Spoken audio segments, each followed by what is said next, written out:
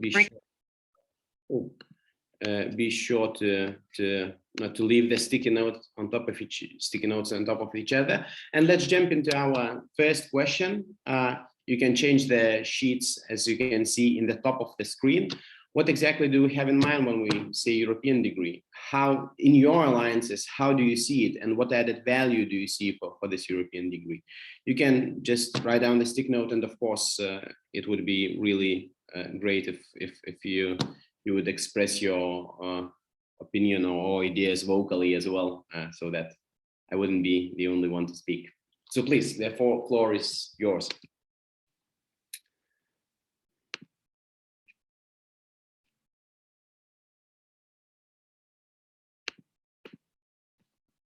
Who wants to start?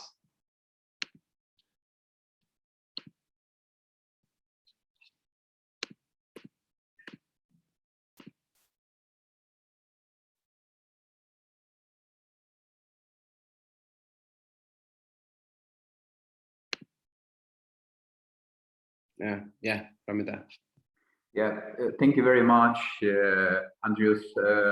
I will start by giving you an example on CIVIS agenda, which is linked to the priority of creating transversal courses or programs, if you like, according to the European terminology. And we are now proposing two programs. I'm sure that my colleagues Nadia and Lucia are also involved deeply in this initiative, could give you more examples. One of them has been focused on the global awareness and managed by three institutions from CIVIS. And the other one was civic engagement. And we are just going to be focused on topics which are very comprehensive in order to cover different aspects coming from the curriculum design and from the specific of this idea. But we are starting without a definition. It was interesting to mention that what we are going to do in our alliances was just founding or following some instinctual representations about the European program or European degrees. And what was difficult for the very beginning was to identify some practical barriers, some obstacles, and then just finally at the end of the process to collect and to try to sum up how the advantages are, how the benefits are. And this was the idea of starting just by practice without taking into account a specific framework for developing a European program. And this is why I'm just sharing with you thoughts which is coming from the practicalities of the implementation of this process and not from the theoretical perspective. And what you propose here is very interesting, to design a framework, to try to find out some definitions, and then to go on to the applicability of this concept. Thank you. Yeah. Sorry, I cannot see the what. Sorry, I cannot see. I'm sorry, someone raised their hand, but I cannot see the name to address you for some reason in my screen. So please. Elena. Okay, Elena. Yes, thank you very much for organizing this event in general, and thank you for giving me the floor. I was still waiting for some others to break the ice, but I can do that as well along Mr. Romița Iucu. So I would just want to share with you some background information. Of course, you already said, Andrius, that we had the joint degrees for quite a while already. And we have the European approach for the quality assurance of joint degrees that has been approved in 2015 by the ministries within Bologna process. So we have that tool already existent. So to me, at this point in time, personally, seems that European degree is just a new label for the joint degrees. To me, there is no difference at this moment between the two, and I may jump now and answer some questions you already prepared that are following. And for example, in this European approach for joint degrees, there are the parts on how to develop such, what are the standards to be followed, and so on. So I don't quite understand, for example, the sticker European degree equals quality assurance. That doesn't come automatically, in my view. So if you use the label European degree, that doesn't mean that the degree is automatically of higher quality, of good quality. And in my view, somehow it seems that now the European degree seems to create again a label for higher quality degrees, and then joint degrees would be of less quality. That's a question. Or the degrees that we have, normal degrees within universities, would be even lower quality. So how do we see that? And what interests to me is what the representatives in this group from alliances, and how do they see these aspects? Thank you.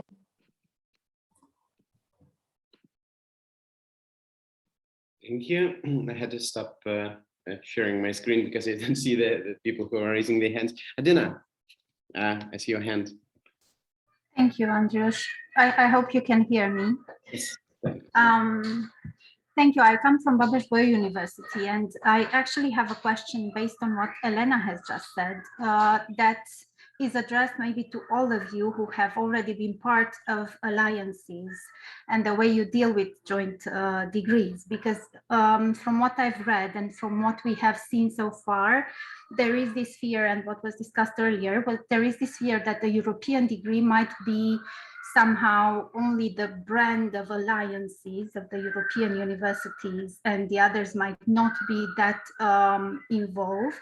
And I wonder to which extent the people who are already part of the alliances and work on such European degrees or joint degrees have somehow focused their energy and attention to the joint degrees inside the alliance, and maybe granted less attention or paid less attention to other joint degrees with other partners that are not focused in the alliance.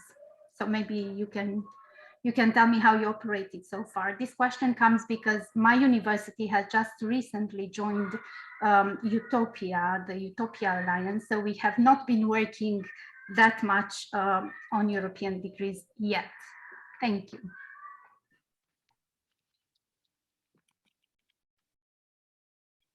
Does anyone want to answer or share their views and experiences?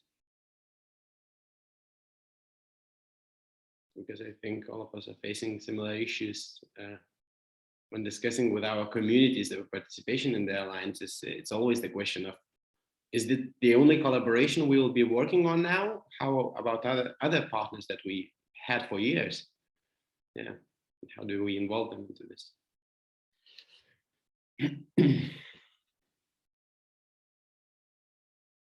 Yeah, Ramita? Just to share with you a few points raised up on the agenda of the 4EU. As you probably know, the European alliances already established forum for creating some governance structure for the alliances. And there are two of them. One is called 4EU1, and the second is 4EU2, for 17th and then for the rest.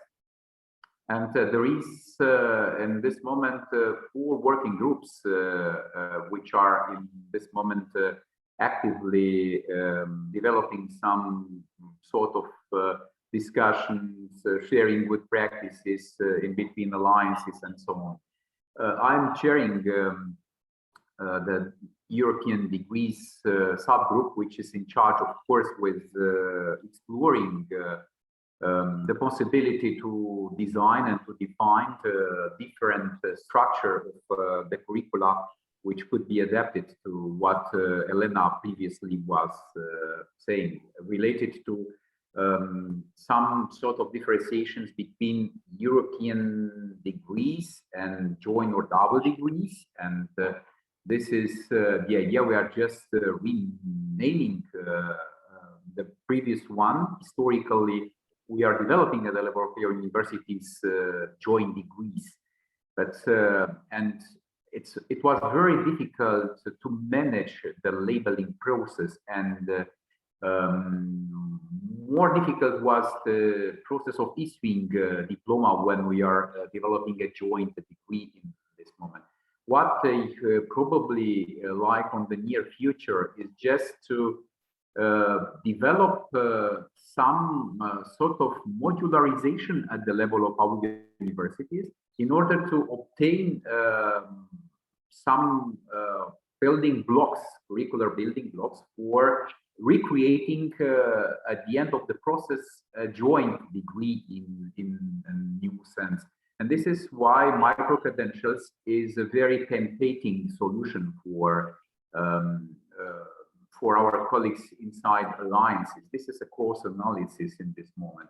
But I'm sure that micro-credentials, and it's dealing with this another breakout rooms, will be very difficult to be explained and correlated with European degrees. And this is why sometimes difficulties to avoid some parallel discussions between micro-credentials, modularization, joint degrees, and finally European degrees is just concerning us as experts.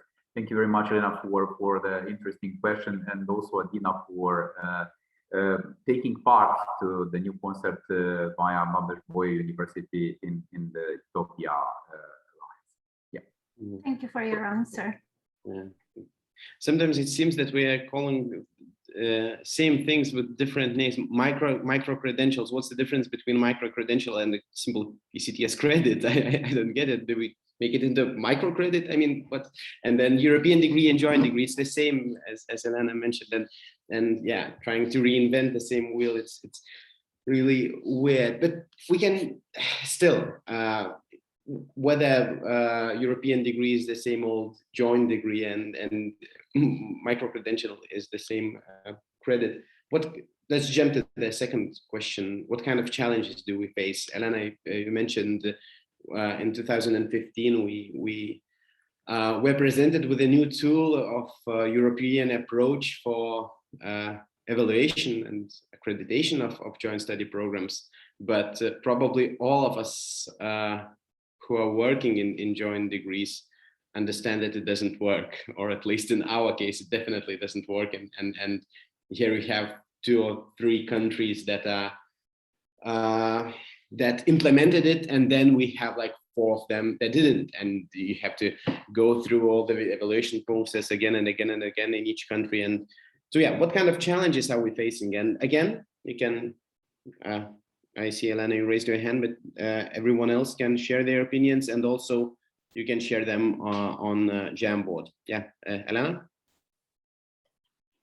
I will just shortly complement what you just said, Andrius. Well, indeed, we have this approach, the European approach for qualifications of joint programs since 2015, but unfortunately, as you say, not all countries actually use it. And not all countries indeed put it in action. And so I see it as a great impediment, the national policies. So the national policies usually do not allow for either cross-border quality assurance, so for an agency from another country to perform a quality assurance evaluation in the country. And second, they want only their quality assurance agency to evaluate the programs that are offered within the remit of their higher education institutions.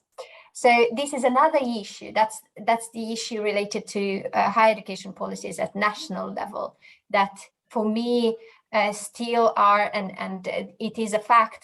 Also, ECAR has a very good map showing out which countries actually use the European approach and which do not. So we have quite a number that do not use it. And another issue is that different countries have different approaches to external quality assurance. There are countries that have institutional quality assurance evaluations, audits, or accreditations, and program level. So those who have program level evaluations are the ones that, sorry to say, but are the most problematic, because, and I would detect that as another issue. And just a small comment about a sticky note there saying starting with pilots without having a definition at the beginning. I think that's what really happens in regards to European degree. We do not have a definition, we do not have an understanding what it is, but it seems that it's already in any discussion. And the study that is upcoming, the Commission promised it for next year, June, I think, on European degrees. I think this should have been the first step, discussing this study. What will this degree bring new? What is the added value? And then kind of steer this among different groups. That's how I see it, at least. Thank you. Thank you, Elena. Diana? Hi, I'm sorry for not having a camera. I got a terrible cold, so I don't feel like presenting my face to the world. Hello, my name is Diana Sikorova. I'm a lawyer from Charles University, Prague, Czech Republic.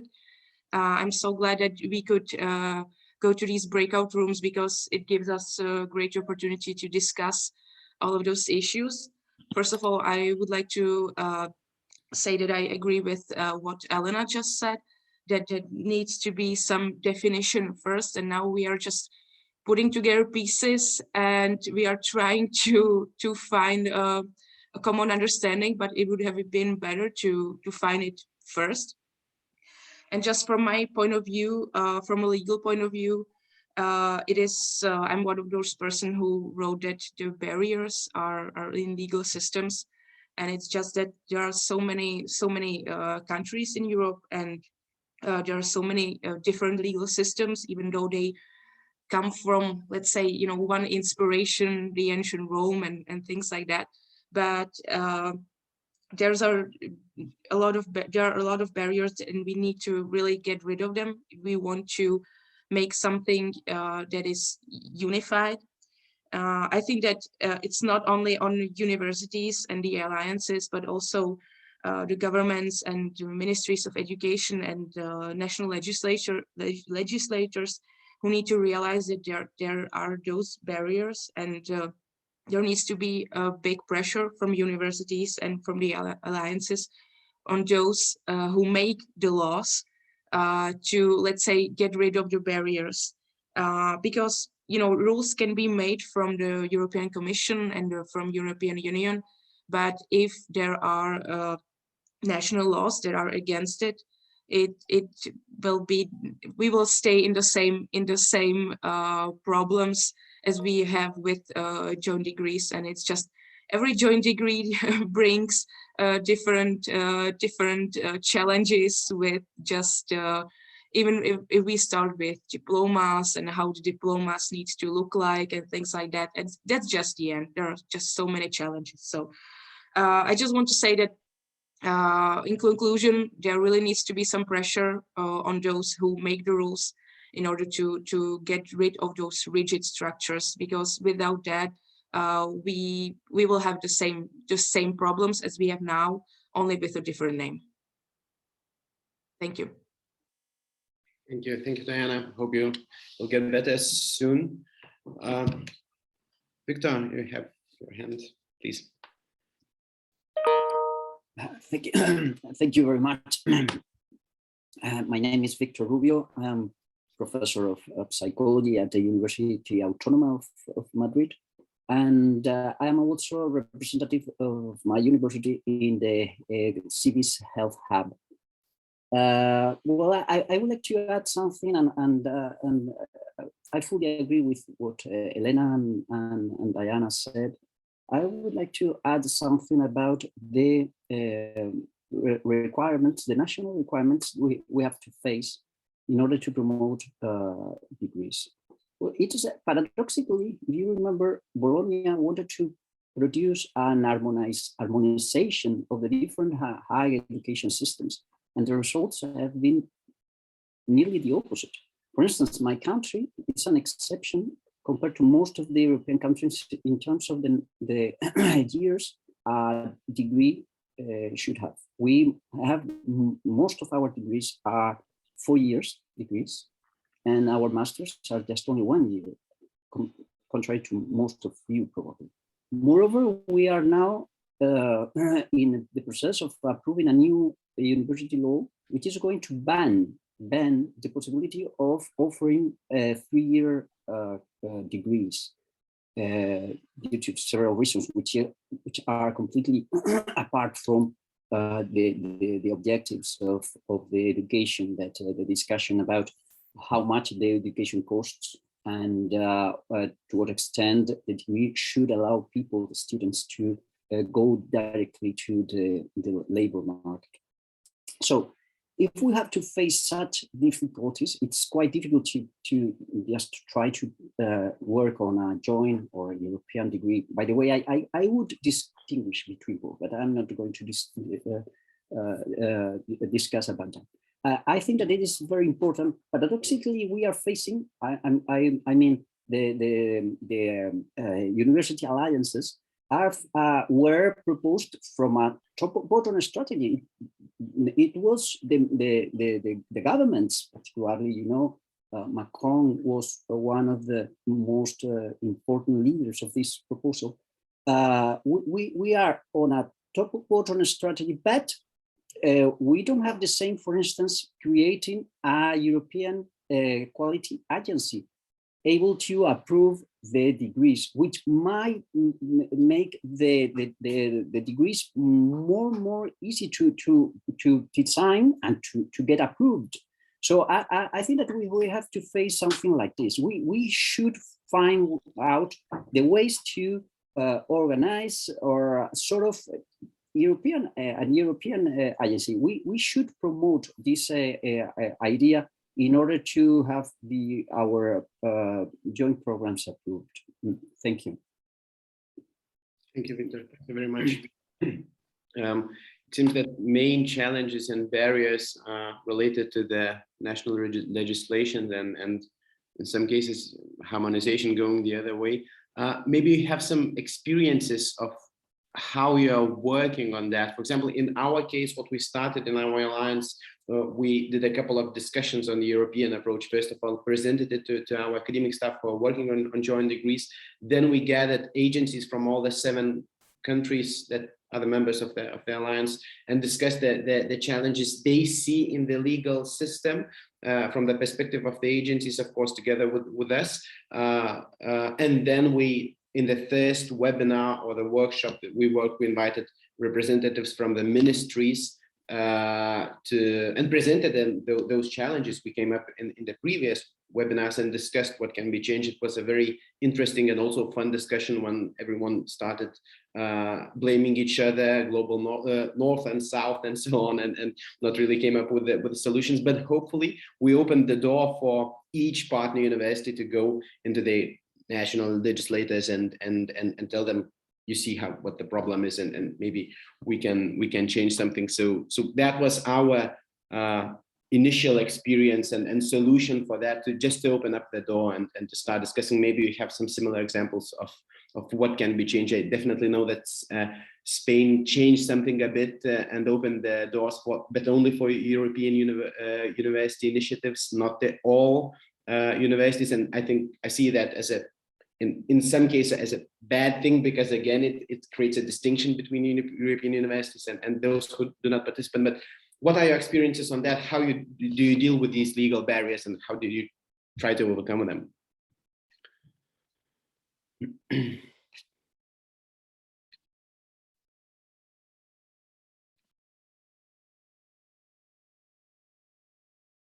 someone wants to share.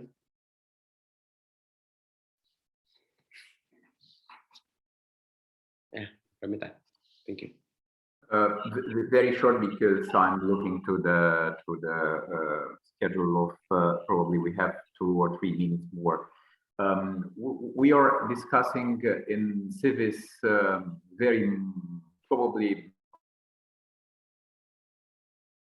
to specific recommendations because of difficulties which are in this moment for creating and harmonizing the overarching structure for entire cities. We are 10 universities, different national legislation system for quality assurance from one side, and from developing curricula from the other side, according to the regulations. Decentralized or more centralized system and quality assurance. And sometimes we are making a confusion between quality assurance system, which is normally following the system for developing new programs in some countries, and sometimes the cultural aspects of our institution, institutional culture, if you allow me to say, on presenting and structuring new programs. That's an important issue, and I don't want to take more or longer to this intervention. This is very interesting to see how the relationships are into or between the institutional culture, which is linked to the academic leadership. And we have a good example on the project Locus, development run by UEA. How could we invent some technical or skills for developing and supporting specific governance in the realm of teaching and learning and new programs, and the regulations which are in some countries more or less centralized than decentralized? I'm talking here. Thank you. Thanks a lot. And yeah, I'm very well aware of the time. Yeah, Adina, please. Sorry, I just wanted to add one more thing. Although I do not have this experience, I am part of a discussion group in the Guild, the Research Intensive Universities Network, and it's specifically based on European Universities Initiative. And the concerns I have heard throughout the last year from the already existing alliances always went to the legal aspects on how to actually make sure that everything is harmonized amongst the partners. And I think here there is need for, so first we start with a definition, maybe a definition we agreed on at the European level, but then there are many instances where the supranational laws do not manage to be properly translated into the national laws, and sometimes conflict even with the institutional regulations. So I think there is need to have to raise awareness on these issues, and the proper interpretation, let's say, in all these at all these levels. This is just an opinion, that, let's say, not from experience, but from what I have noticed so far. Thank you. Thank you. Thank you very much. And I think we'll be leaving in a minute. Thank you very much. I'll try to share some conclusions of our discussion. Thanks a lot for sharing the experiences. I think we'll hear some more ideas from other groups, but it was really helpful and insightful, and it's obvious that everywhere we need to start the discussion on national regulations, but first of all on definitions and what do we mean by these European degrees. Are they different from the joint degrees? Are they not? And how can we more easily implement it? And it's a paradox that we had this we have this harmonization, but then when we want to implement something, we see that there are so many obstacles and it's just impossible to do that. So yeah, we can leave the breakout room, and thanks again for sharing your ideas, and let's get back to the plenary for the further discussions. Thank you. Thank you very much, Andrius, for facilitating our discussion. Thank you so much. Thanks. Thank you. Thank you. Our colleague in the main room is going to let us go back in in a moment.